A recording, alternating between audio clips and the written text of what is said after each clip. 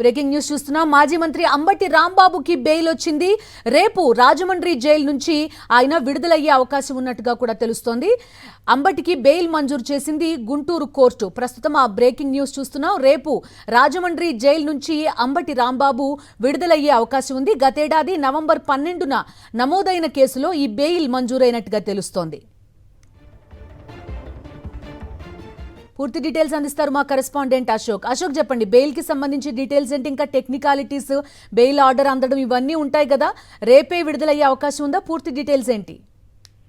అంబటి రాంబాబుపై నమోదైన కేసులో ఈరోజు బెయిల్ కోర్టు ఆదేశాలు జారీ చేసింది. గత ఏడాది నవంబర్ 12వ తేదీన ప్రభుత్వ మెడికల్ కాలేజీలను ప్రైవేటు పరం చేయొద్దంటూ అంబటి రాంబాబు ఒక ర్యాలీ నిర్వహించారు. ఈ ర్యాలీని పట్టాభిపురం సిఐ అడ్డుకున్నారు. అప్పుడు పట్టాభిపురం సిఐకు అంబటి రాంబాబుకు మధ్య వాగ్వివాదం నడిచింది. చెప్పాలంటే సిఐ మాజీ మంత్రి అంబటి రాంబాబుపై దౌర్జన్యానికి దిగారు. అయితే ఆ వ్యవహారంలో అంబటి రాంబాబుపై పోలీసులు అక్రమ కేసు నమోదు చేశారు. ఆయన రాజమండ్రి జైల్లో ఉండగా టీటీ వారెంట్ ద్వారా 2 రోజుల క్రితం ఆయన్ను గుంటూరు కోర్టుకు హాజరుపరిచారు. కోర్టు 14 రిమాండ్ విధించింది. వెంటనే YSR Congress party legal cell వెంటనే అంబటి రాంబాబుకు బెయిల్ పిటిషన్ దాఖలు చేశారు. నిన్న పూర్తి స్థాయిలో వాదోపవాదాలు పూర్తయ్యాయి. ఇదే నేపథ్యంలో పోలీసులు కూడా తమకు అంబటి రాంబాబుకు కస్టడీ ఇవ్వాలంటూ ఒక పిటిషన్ దాఖలు చేశారు. అయితే కొద్దిసేపటి క్రితమే గుంటూరు కోర్టు తీర్పును వెల్లడించింది. అంబటి రాంబాబుకు బెయిల్ ఇచ్చింది. ఏదైతే పోలీసులు దాఖలు చేశారో తమకు కస్టడీ ఇవ్వాలంటూ ఆ పిటిషన్ ను డిస్మిస్ చేసింది. 2 రోజుల క్రితం అంబటి రాంబాబుపై అయితే ఈ గత నెల 30వ తేదీన అంబటి రాంబాబు చేసిన వ్యాఖ్యలపై రాష్ట్ర వ్యాప్తంగా దాదాపు 3 రోజుల్లోనే 37 కేసులు నమోదు చేశారు. అయితే వెంటనే వాటిని YSR Congress party legal cell హైకోర్టులో క్వాష్ పిటిషన్ వేయడంతో 37 ప్రొసీజర్ కావాలని ఆదేశించింది. అంటే రిలీజ్ అయ్యే అవకాశం ఉంది కదా అశోక్, రిలీజ్ అవుతారు కదా రాజమండ్రి జైలు నుంచి.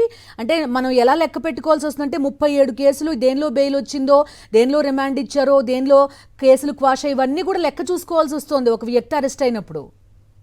ఖచ్చితంగా ఇప్పటి వరకు ఉన్న సమాచారం ప్రకారం అయితే ఇప్పటి వరకు రాంబాబుపై అంటే ఈ కేసులో బెయిల్ వచ్చింది కాబట్టి అంబటి రాంబాబుపై ఇంకా ఈ కేసులు పెండింగ్ లో ఉన్నట్టు వైఎస్ఆర్ కాంగ్రెస్ పార్టీ పెండింగ్ లో ఉన్నట్టు లేవు. ఖచ్చితంగా ఈ బెయిల్ తో ఖచ్చితంగా రేపు రాజమండ్రి సెంట్రల్ జైలు నుంచి అంబటి రాంబాబు విడుదలవుతారని YSR Congress party legal cell చెప్తూ ఉంది. బిందు. ఓకే అశోక్, ఇప్పుడు మొత్తం ఎన్ని కేసులు ఉన్నాయి అంబటి రాంబాబు పైన, కరెక్ట్ గా ఉన్న చెప్పగలరా? అంబటి రాంబాబుపై ఒక 3 రోజుల్లోనే అంటే 2, 3, 4 తారీఖుల్లో 36 కేసులు, అంతకుముందు ఒక 8 కేసులు. ఈ కూటమి ప్రభుత్వం అధికారంలోకి వచ్చిన దగ్గర నుంచి మొత్తం 44 కేసులు ఉన్నాయి. మరొక 3 కేసులు, మొత్తం 47 కేసులు ఉన్నాయి ఆయన పైన. ఈ 44 కేసుల్లో కొన్నిట్లో 41A నోటీస్ ఫాలో కమ్మని హైకోర్టు చాలా స్పష్టంగా చెప్పింది. ఈ 2 కేసుల్లో బెయిల్ వచ్చేసింది. కాబట్టి ఖచ్చితంగా రేపు రాజమండ్రి సెంట్రల్ జైలు నుంచి అంబటి రాంబాబు విడుదలయ్యే అవకాశం అయితే చాలా స్పష్టంగా కనిపిస్తుంది. అయితే పోలీసులు కొన్ని కేసులను కూడా, కొన్ని ఎఫ్ఐఆర్లని కప్పి ఉంచుతున్నారు, ఈ మధ్య దాచి ఉంచుతున్నారు. అలాంటిది ఏమీ లేకపోతే ఖచ్చితంగా అంబటి రాంబాబు రేపు రాజమండ్రి సెంట్రల్ జైలు నుంచి విడుదలయ్యే అవకాశం చాలా స్పష్టంగా కనిపిస్తుంది. Bindu. Okay, right Ashok, thank you.